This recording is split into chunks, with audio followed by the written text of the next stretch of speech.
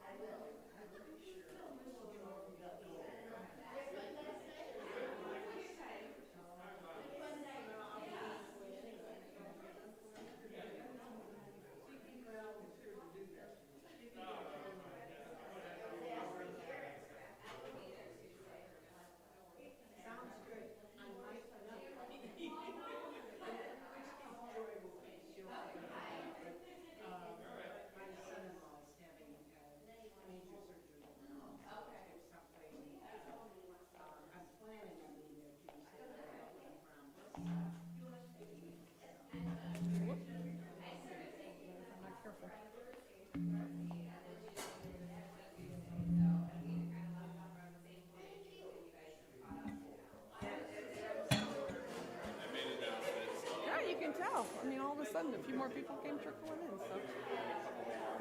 That is fine. Mhm.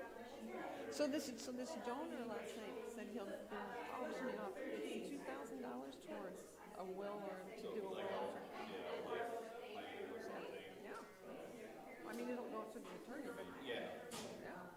I mean, if they do a will, they're gonna do a but if they do a trust, it'll be. Yeah, I think it's all, there's a whole bunch of things in it. Oh, wow. Okay, that's great. Well, yeah, then we need to get started so we can make time to make sure we can. Yeah. All right. Good morning, everybody. We're going to get started. Leslie. Called you out? Wow. No, that's all right. It's the only time I can yell at a board member, right? We're going to get going. Some people may come in. If you didn't meet Julie Burgess before, she'll probably do a quick introduction and so forth. But Julie has been all over the world and done everything pretty much. Her husband is the principal over at St. Paul Ann Arbor and a good friend of mine and mentor as well. So I'll let Julie take it over. Thank you, Dan. Great to be with you all this morning. As Dan said, my name's Julie Burgess. I'm a gift planning counselor here in Michigan. So I work with the Lcms Foundation, which is based out of St. Louis, and then also the Church Extension Fund here in Michigan. So I live less than a half an hour from here, so this is a nice, easy drive for me to come over to St. Matthew. I'm getting used to this trip, so it's great. Do we need to? Yeah, just have a little interjection. Sure, go ahead. Jump in. Just real quick, so those of you that were at the auction know this, but those of you that left before the end or weren't there at all wouldn't know. During the evening last night, we had our annual auction last night. During the auction last night, we have a father in the school who is a lawyer, and he came and he said, hey, I want to make a donation, and he's donating it's a value of $2,500. It's a will and estate planning, power of attorney, medical power of attorney, financial power of attorney, will, trust, the full estate planning for a couple or for two people. It's worth $2,500. So when you finish here today, I'm going to have a bid sheet. I'll be in the back. We're going to let Julie finish first so you understand what this can do. We're going to start the bidding at $500, which is, my husband and I have done this. That's a pretty good deal. So, and it's an attorney's office in Garden City, so it's nice and close to here too. So anyway, thanks, Julie. Sure. I can, sure. I surely can, Take yes. the highest bid and then Yep, somebody else and, beats. and that will be added to the auction results from last night, so. Sir? If the value is $2,500 per couple for a single, will you just double my bid?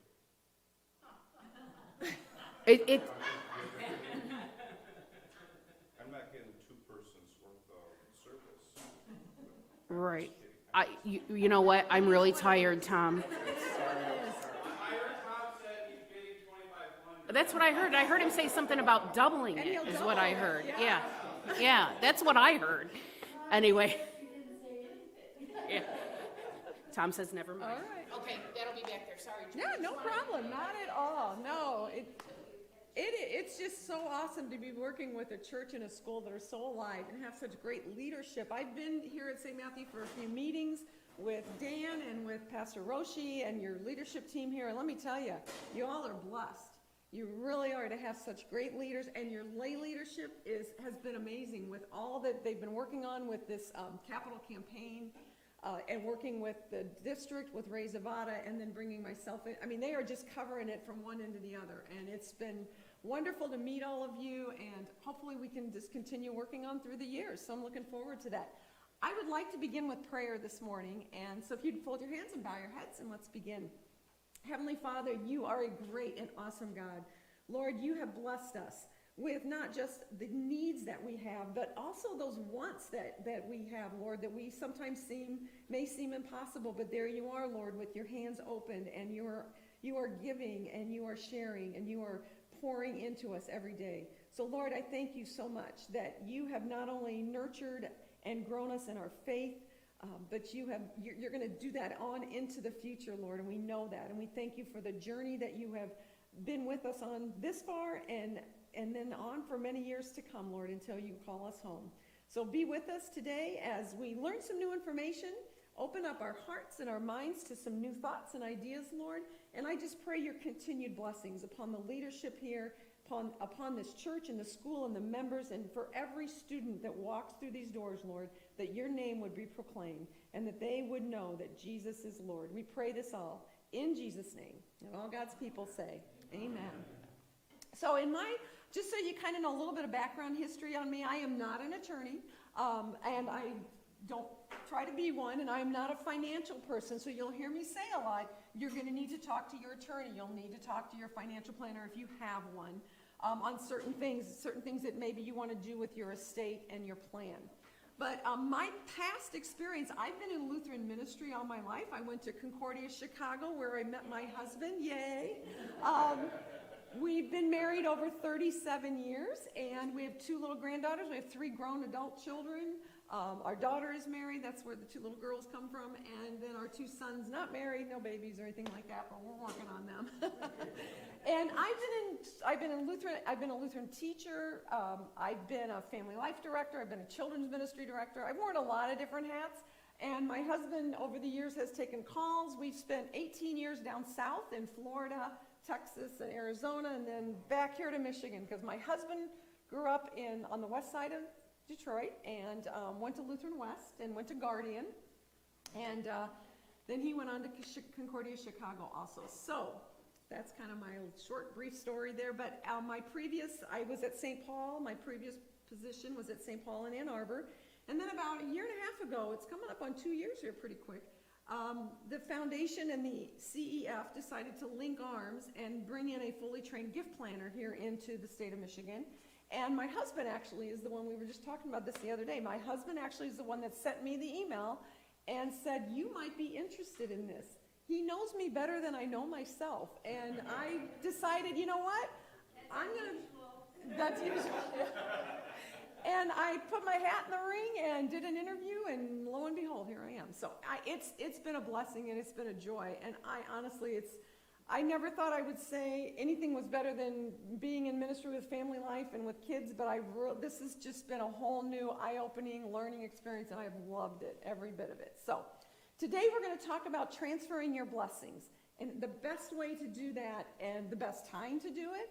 And so we're going to answer a lot of questions for you. Let's see if I can. Oh, it is not progressing. Try again. Okay. No. Let's see if it goes backwards. Oh, wait, there we go. Okay. So at the foundation, we truly believe that every Christian should have a plan on their heart on how to transfer their blessings to their family. That is something that we feel is so important, and that's one of the reasons why there are 20 of us like me throughout the United States that go around to churches and congregations and ministries and share ways in which you can transfer the blessing and help you understand that plan of stewardship that God's put on your heart. It's in place today, but it's also going to be there for tomorrow. So let's look at Stewardship Ministry here. Let's read Psalm 24, verse 1 together. It says, "The earth is the Lord's and everything in it, the world and all who live in it." So what jumps out to you when you see that passage? Anything that, yes, Joy? Everything belongs to the Lord. And if we really truly understand stewardship, we start to understand that everything we have, the house we live in, the job, the bank account, the children, the grandchildren, the great-grandchildren, if you're blessed with them, everything that we have, it's from the Lord. It's a blessing from Him. And as Pastor Roshi said in his sermon today, but it's for us, our response is to give back out of gratitude and thankfulness to Him. That's what stewardship is, taking care of what God's blessed us with and then giving back to Him in response for what He has done for us through Jesus Christ. That's an awesome thing to be able to live out. Let's look at Genesis 2, verse 15. "The Lord God took the man and put him in the Garden of Eden to work it and take care of it." Oh boy, what jumps out there? Working. That is, that's a word, that 4-letter word, work, yeah, you know. Yeah. And right, God put us on this earth to work, to do something with our hands, with our minds, with our bodies, to be actively involved, and not just working for pay, but working for his kingdom also. What an honor it is for God to say, I love you so much that I want you to come alongside me, because God's already doing the work out here. God's already actively working, and he says, come alongside me and let's do it together, and let me show you all the wonderful things that I am doing in this world. And boy, as you join with Jesus and you are working with him and you're seeing God at work, it's a faith building experience when you just go, boy, that was God and that was God. And it's exciting and it grows your faith. So let's take a look at some current stewardship efforts that are going on right now in our churches around the world. Well, the church encourages people to be stewards. Remember, those are the caretakers, right? Stewards of 100% of what God has given them. But only 50% of people even have a living will or a trust. Now, I could say look to the left, look to the right. Sometimes that may be you, and there's nothing, I'm not shaming you if you don't have a will or a trust in place, but I am saying if you don't, you need to get one. And if you have grown children that don't, you need to let them talk to me and say, I'll tell them why they need to have a will or a living trust. Because 70% of the people also that even have a will or a living trust, they need to have those updated. I've talked to so many people, and they say, we did a will or we have a trust, but it is 30 years old. I can tell you, if I do presentations like this, 80%, that 70% is really spot on. They tell me, we haven't looked at it. We don't even know what's in it. Well, let's pull it out. Let's see what's in it. Let's see if it's still what you want. Because people change. Situations change. Families grow. Some people pass away. Some, there's marriages, all those kinds of things. We want to take a look at all of that and see what the big picture is today. And then here's the part that really gets to me, is that out of people that even have a will or a trust, look at that. That's not a Lutheran Church Missouri Synod percentage. That is across the board. Only 7 to 12% of people who go to an attorney will give a gift to ministry. The attorneys are not going to ask you that. The attorneys are not going to say, do you want to leave a gift to ministry? They just don't do that. They come in and they say, what do you want? You tell them, and they put it together. So it's up to you to be proactive and already have a plan in place. That's where I come in, because that's what I'm going to help you do. Get a plan in place for you to go to the attorney and say, this is what I want to do. Okay, so let's go on. Well, why don't we make plans or gifts to ministry from our estate? Some of these are really, they're true. Someone's kind of funny. No one to educate me. That's what I do. I go around and educate people, and that's the beauty of this, is I'm an educator by heart. I love teaching, and I get to teach you and educate you on how to put together your plan. No one to encourage me. Well, again, that's me. I'm going to be there to encourage you, and I'm going to say, hey, we've got a timeline. You can't let this drag on for years and years. Let's get this done, and I'm going to keep you moving forward, getting that plan taken care of. Because we see this so often where people will start a plan, and I hear it from people, oh man, we started that like 5 years ago, and we put it in a drawer, and we never pulled that paperwork back out again. Well, let's get back into it again, and I'm going to keep you on a timeline. No one to ask me. Yeah. Sometimes people go, well, I didn't know. Nobody asked me. And the same thing happens with gifts. Like you guys have been doing, your leadership here has been doing a phenomenal job on this capital campaign.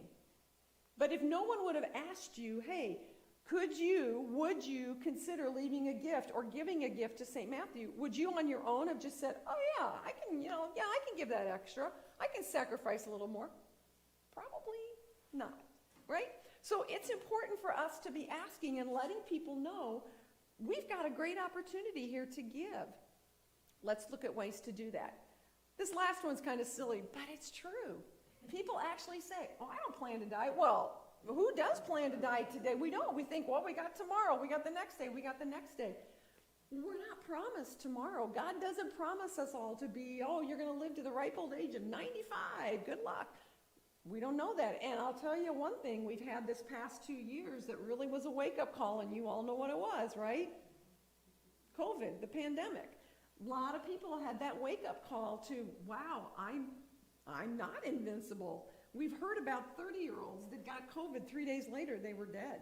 I mean, that's been scary. That's the reality of it. And God tells us as Christians, be Be prepared, have a plan, be ready when I call you home. Have the oil in your lamp. Remember that great story in the Bible about have the oil in your lamp? Now it's talking about your faith and being ready in your faith, but also be ready with your earthly goods. And that's part of that stewardship. Okay, so let's go on. Stewardship opportunities through a lifetime plan for giving. The lifetime plan for giving is what I do, and I walk you through this, and I'm going to get into more details on that in a minute. But one of the coolest things that I love about this is that helping you write a statement of faith. How often have you ever just sat down and wrote out what your faith means to you? And then the really cool thing is, how many times have you shared that with your loved ones, with your kids, with your grandchildren? One of the things that I hear so often from people is that, wow, my mom or my dad passed away. I never knew what they believed. I never knew what was in their heart. Take the opportunity and use this time as an opportunity when you're planning out, when you're making those plans for your assets, for those gifts that you want to give. Use this also as an opportunity to share your faith with your family, to sit them down around the table and let them know where your heart is. Our granddaughters were with us last night, and every time before they leave, they know we do this now. I get them, and I put their little faces in, they're just almost 7 and 4, and I put their little faces in my hands, and I make the sign of the cross on their forehead, God bless you, and God keep you, and then I put my hand on their heart, and I go, and Jesus is always in your heart. And then we have to do crisscross applesauce, which is an old preschool thing. But before they leave now, because I do that on a regular basis, they always go, oh, Nana, we got to have our blessing in crisscross applesauce. And I go, yep, you're right. And that is letting them know, that is a little way of letting them know that I know how important it is that they carry that faith with them at this young age, and that they know how important it is for me to say that to them. And then make a gift plan to provide for your family. If you don't plan, you've heard this old saying, a failure to plan is a plan to fail. Yep, it's exactly right. If you do not make a plan to give to your family, chances are, well, first of all, you know who you're leaving that up to? You know who's going to get to make that decision? The courts. Yeah, the government. Yeah, they're great at managing our money, aren't they? Yeah. Don't let them have that opportunity to make that plan, right? And then also making a gift plan for your favorite ministries. If you leave it up to the courts, do you think the courts are going to say, oh, we think that 10% of what they have should be given to their local church? You think a court is going to make that decision for you and you're in heaven? No. And it's going to make it a mess for your family. So let me just tell you this. I don't care what age you are. If you're young and you've got young children, or if you're older and you've got grandchildren or adult children or no children, it doesn't really matter. If you don't make a plan, when God calls you home, your family, yes, they're going to be sad and they're going to miss you, but if there is no plan in place, guess what else they're going to feel about you? They're going to be ticked off.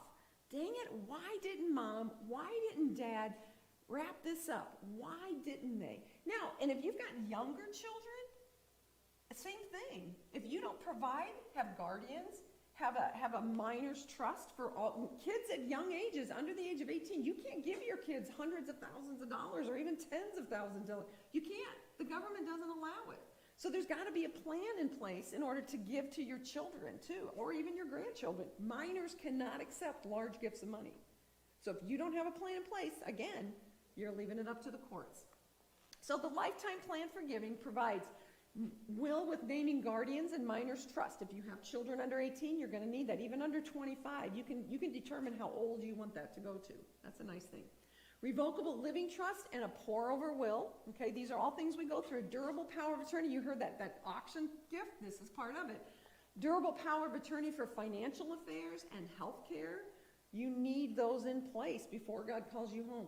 Review of all ownership issues and beneficiary designation. That is so important, because if your beneficiary designation is not in the proper order, the gift that you have to your family or a gift to ministry, it may never happen. You may think you did something, it may say it in a will, but if the beneficiary does not line up with the will or the trust, then it's not going to happen. So we got to make sure all of that's taken care of. And a lot of attorneys that I talk to, They don't follow up with you to say, they might say, make sure you get your beneficiaries in order, thank you, here's my bill, but they're not gonna sit there and help you do it, and they're not, so that's part of what I do also. I make sure we get that in the right order. And then that family blessing, again, get those people that you care about most, get them around the table. You know, put the cell phones away and share with them your faith. That's so important. So a lifetime plan for giving might include maybe a simple gift through a will or a trust. We try to keep it as simple as possible. A charitable trust, a gift annuity, a donor advised fund, a family endowment. These are all some of the charitable ways that you can leave a gift to ministry.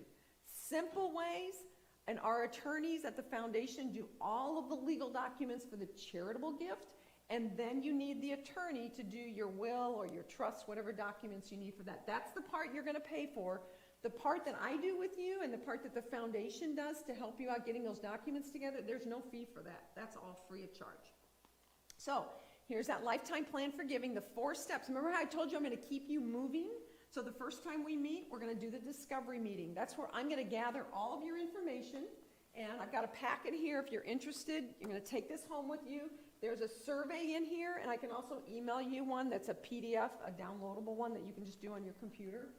That survey guide is gonna help me know who the important people are in your life, or what the important ministries are, what your assets are, and then it's also gonna show me what your stewardship goals are, because there's 2 pages in there where you, and if you're married, your spouse, are gonna go through and let me know what's important to you stewardship goals while you're living, and then what's important to you stewardship goals wise when God calls you home.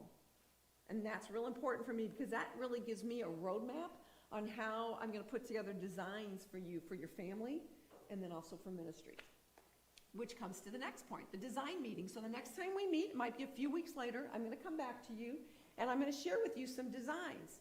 Some designs on ways that you can leave those gifts to your family, and then ways that you can also leave gifts to ministry that maybe will help your family with some of the tax issues. We're gonna talk about all that. You may get 2, 3, 4 designs from me to look at, to pray about. I'm not expecting any answers right then. I'm gonna leave them with you. You can take them to your kids, take them to your financial planner. If you've got an attorney and you wanna run it by the attorney, by all means do that. I've had many of my donors that I work with, they do that, and they come back to me and they go, oh my gosh, they were just, the people, I have one couple that they shared, they said their son-in-law is a financial planner. I thought, this will be interesting. I'm gonna see what he has to say. Oh, they were like, he was blown away by it. He was thrilled. Because it's helping the kids out too. I mean, it was gonna be a huge benefit for them, the plans that we were putting together. So, I mean, that was neat for them. And then they took it to their financial planner and they took it to their attorney. And they're so excited about it. See? So those are the designs. And then it's the summary. The summary is where I leave those designs with you. If you have questions about things, we talk it through. The biggest thing I want you to know is I want you to understand what you're doing and why you're doing it. I want you to know the big picture so that when God calls you home and when you're ready to go, you're at peace with everything. So we don't stop working on those designs until you're at peace. And you say, this is what I want to do. And then the summary. The summary is where you've selected that design. Our attorneys get going on the legal documents for the charitable gift. You're working with an attorney on your legal documents for your will or your trust, whichever one you're doing, and that's you and your attorney will talk about that. And then the implementation, you go in and you sign those documents. You get everything signed, and then I follow up, and I can be there at the signing, and then we follow up and we get the beneficiaries taken care of. At the very first meeting when we talk, I'm gonna tell you to start looking into beneficiary changes to see what needs to happen. We look at all that and see if it's what you want, and if there are any changes that need to be made, just get all that stuff started. So this whole process is gonna take maybe 2 months to maybe 3 or 4 months. But I try to get it wrapped up in under 4 months, if possible. And things happen, and I know life changes, and people get sick, and you take trips and things, but I try to keep it moving along. I'm not gonna rush you, but I'm gonna try to keep you moving along so it's not like 2 years later and it's still sitting there and you haven't touched it, okay? So as your gift planner, my promise is I'm gonna pray for you. I'm gonna listen to you. I'm gonna give you some ideas. I'm gonna encourage you. All the information you share is confidential, and as I said earlier, there's no charge for anything that I do. So it's not like I'm selling any products. I'm not gonna give you investment advice. So you can ask me, but I can't tell you anything. I'm not a financial person, and I'm not gonna give you legal advice. I'm gonna tell you, check with your attorney, check with your financial planner, those are some ideas to consider, okay? So your gift planning team, you have a team. Your gift planning team would be your attorney, me as your gift planning counselor, if you have an investment advisor or an insurance advisor, and then your family members. Especially if you've got those adult children and you want to sit down and share with them your plan of what you're doing. That's a beautiful thing to do because it gives them the opportunity to say, well, why? And you know what? If you want me at that meeting with the kids, I'm happy to be there. I've been at some of those. The kids can ask me the questions why. But it helps everybody understand what you're doing. Because there's too many times I've talked to adult children and they'll say, man, mom or dad's really sick, they're not doing well, but we have no idea what they have in place. They have no idea. Yeah. Let your kids know what's in place and what you're doing. So, a couple of changes that the government's been doing, and this is another thing the foundation does offer you is some updates on what's going on in our government, which that's been exciting. Well, some of you may have thought, years ago, as of 2019, this is no longer in place, but years ago, you used to take your IRA and you were able to leave it to your kids, and it was called an inherited IRA, and it was for 20 years. Your kids could withdraw on it up to 20 years. Well, that was nice because it stretched out all those assets into smaller amounts for tax purposes, right? Well, in 2019, our government said, no more. Now there's only 10 years. You can only give it to your children, and it doesn't matter the age either. 10 years, and after 10 years, it's got to be completely gone. It's got to be, they're going to get taxed on it. It's not going to be spread out in smaller amounts, okay? So the death of the stretch IRA or 401k. 2019 Secure Act, it removed the 70.5 age limit on IRA contributions. Well, that's back in play again. But it increased minimum distributions from age 70.5 to 72, and I've heard it's going up to 75 in about 5 years. So that's something that's changing, so always keep your ear to what's going on. Our government passes things very quickly, as we've seen. The floor for medical expenses for itemized deductions, that stays at 7.5% for 2021. And then always, if you've got a tax advisor or if you've got a trusted source that you're getting, pay attention to what is passing and what's going on. I'm amazed at people I talk to that aren't, you need to be aware of what's happening with the government and what's going on. CARES Act as of December 27, 2020, so this was just this past December.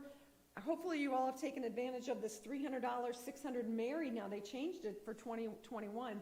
It's $600 married above the line charitable deduction. It's got to be cash. It can't be stocks. It can't be an investment.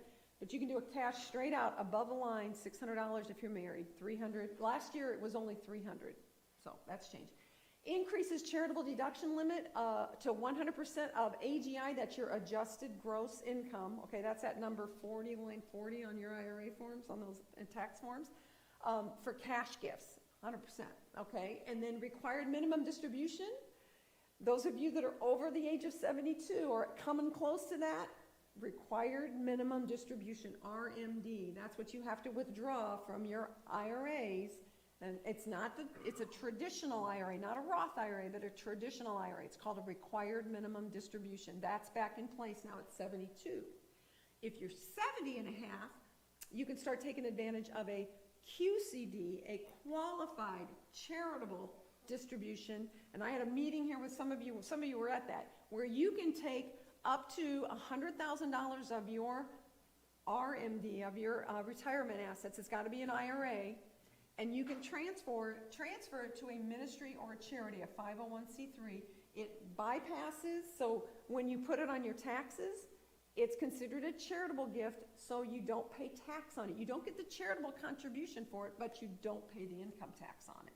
So, an example really quick. Let's say you take out a $10,000 RMD, you give $5,000 to St. Matthew as a charitable gift for your offerings, for your tithe.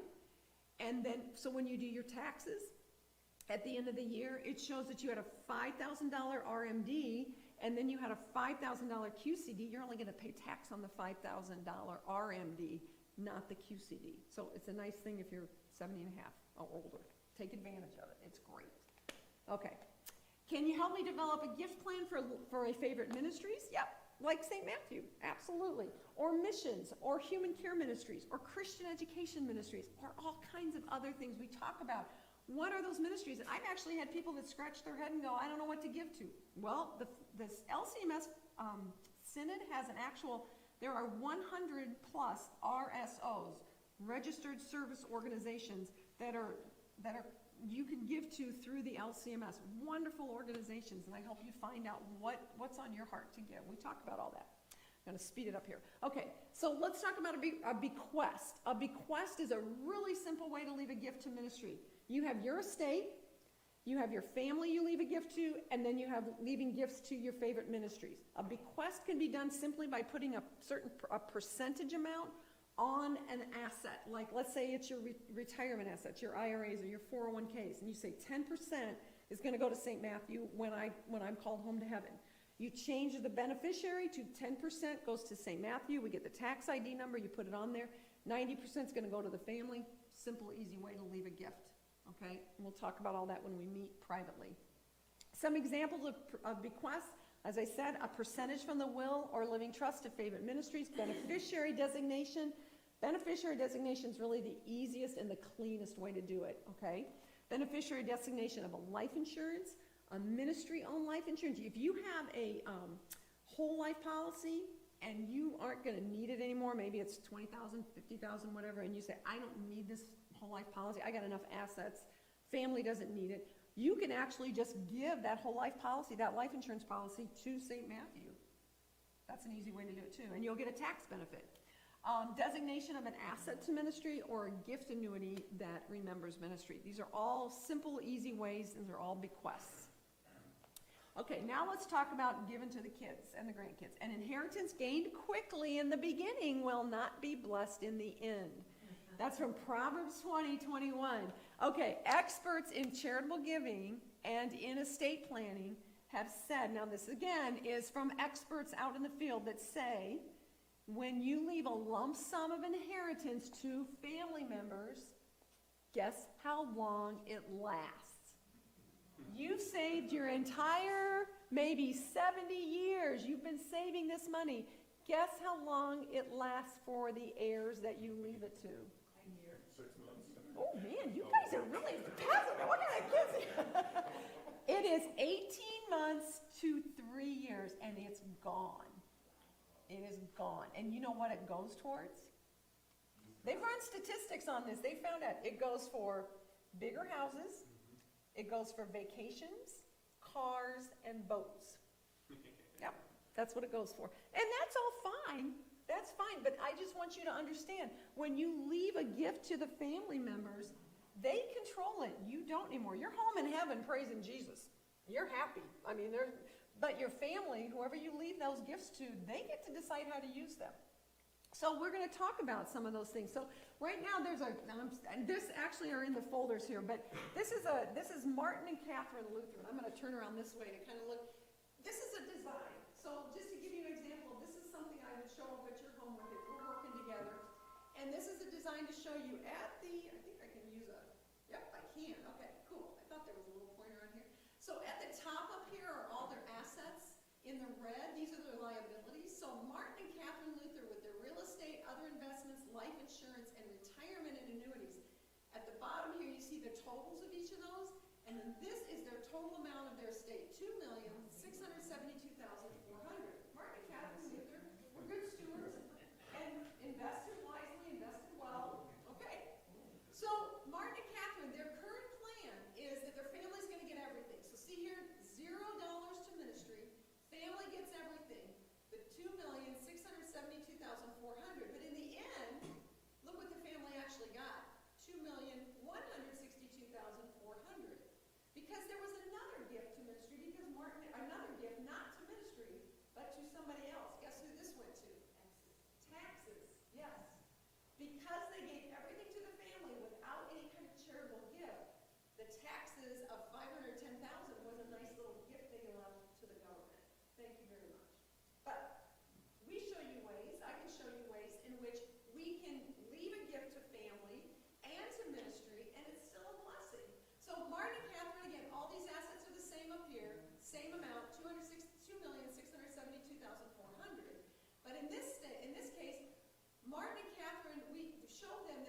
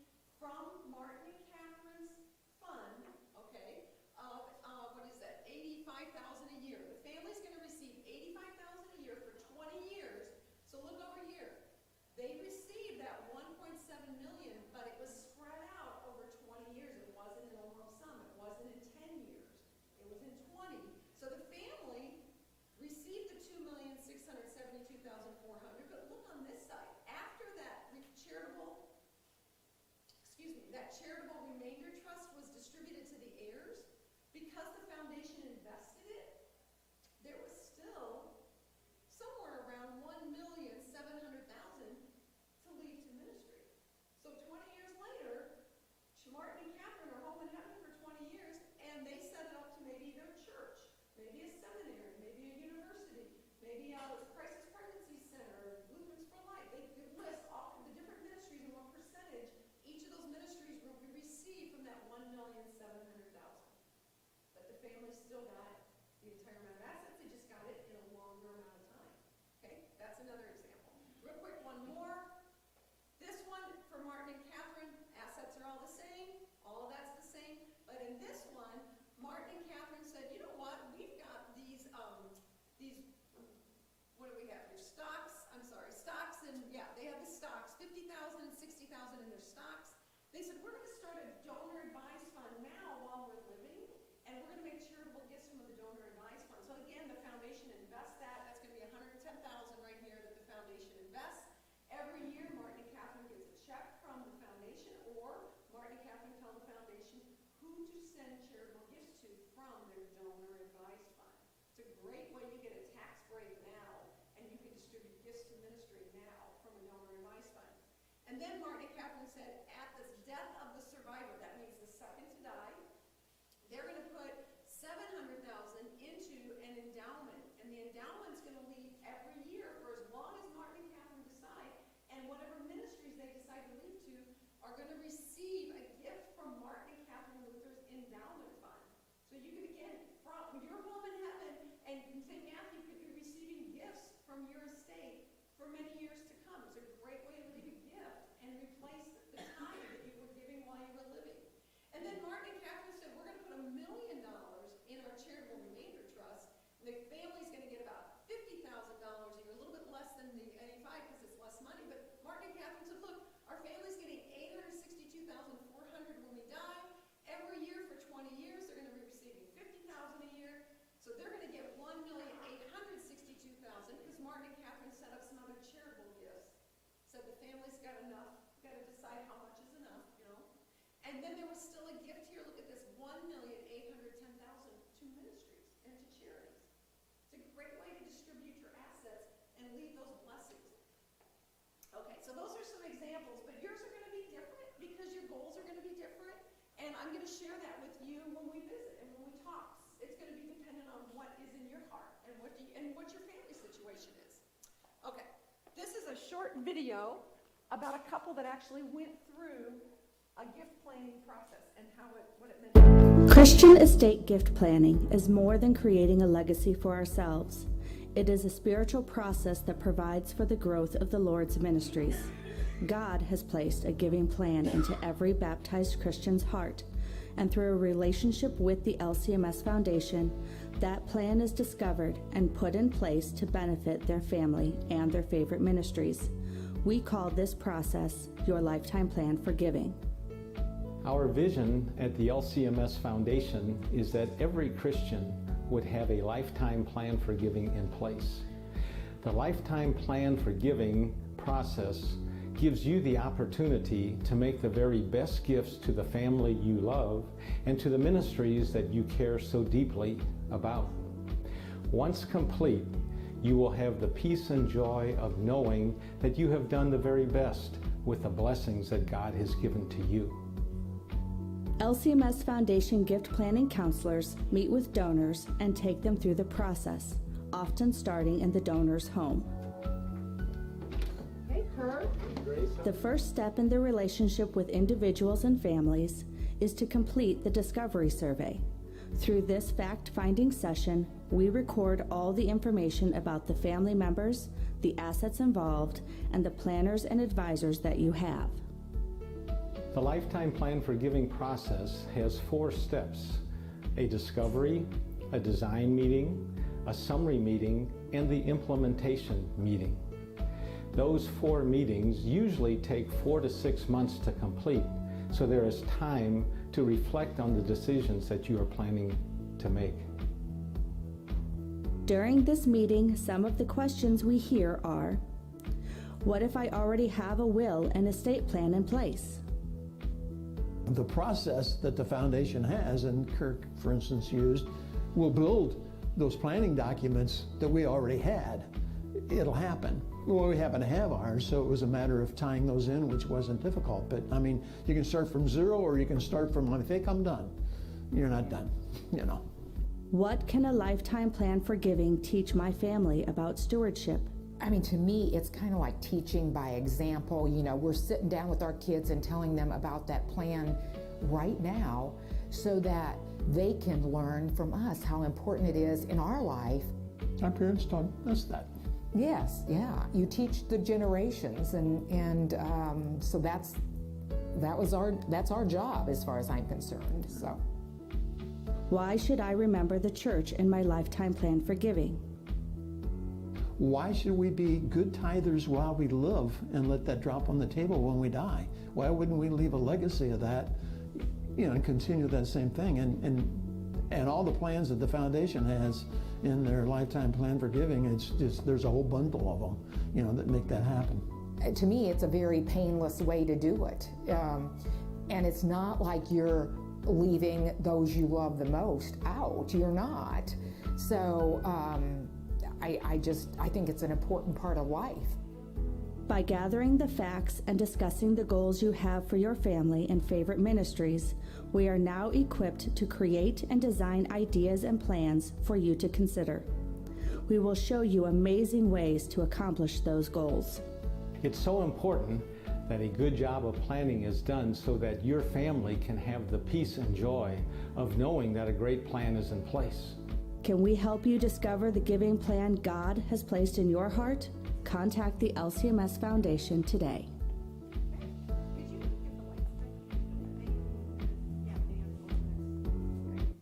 Yeah, there we go. So, just want to share with you, gotta make sure I get my microphones here. Just want to remind you also that St. Matthew is putting plans in place also. That's one of the things I've been working with them on, so that they have plans in place. When you do leave gifts to St. Matthew, they have goals and they have a purpose for those gifts that you're giving and leaving to St. Matthew. So that's what's so exciting about this. Gifts that you're giving today and gifts that you may leave when God calls you home, St. Matthew's going to have a plan in place, just like you do, so that those gifts will be used properly. That's exciting. That is so exciting to see churches doing this. So completing a lifetime plan for giving thoughtfully and carefully, leaving that legacy of faith. I love Grace and Larry talking about that and how important that was for them. Passing on gifts God has entrusted to you, to family, and to your heirs. We don't want to leave those loved ones out. We just want to give to them in the best way possible. And then blessing your favorite ministries, and then accomplishing the Great Commission. Folks, I'm just telling you right now, this is not a time for us as Christians to be silent. This is a time for us as Christians to be bold, and the first place we do that is with our own families, with our children and our grandchildren. And then be the light and love of Jesus in your neighborhood and with the people that you care about, and let them see God's love flowing through you. So what do we do now? Well, pray for the Lord that's going to bear fruit in what you're doing now, how you're living your life. There's an evaluation. If you don't have one in front of you, I'd like for you to fill out the evaluation. If you want to meet with me, feel free to leave me your phone number on there and email, and I will get in touch with you. I'm not going to hound you, but I'm going to get in touch with you to see when we can meet privately, and go over some details. So, and then if you do want to meet with me, come on up, grab a folder, and in here is that. It looks a little different because our marketing team just rebranded the foundation stuff. So here's the survey here. There's some sample Christian preambles that you can use. The Martin and Catherine Luther designs are in here, and some other information, and my business cards on here as well. If you're not sure yet and you want to think about it or whatever, feel free to take one of these brochures. My contact information's on the back of them. So if you decide 6 months or a year down the road, now we're ready. It also has a really nice brochure in here on making your ordinary assets an extraordinary blessing. These are some generosity plans that we use, some of what you've heard, like the Donor Advised Fund, Charitable Remainder Trust, all of those. Explains them all in there. So fill that evaluation form out, and then I think we have to have a little bidding going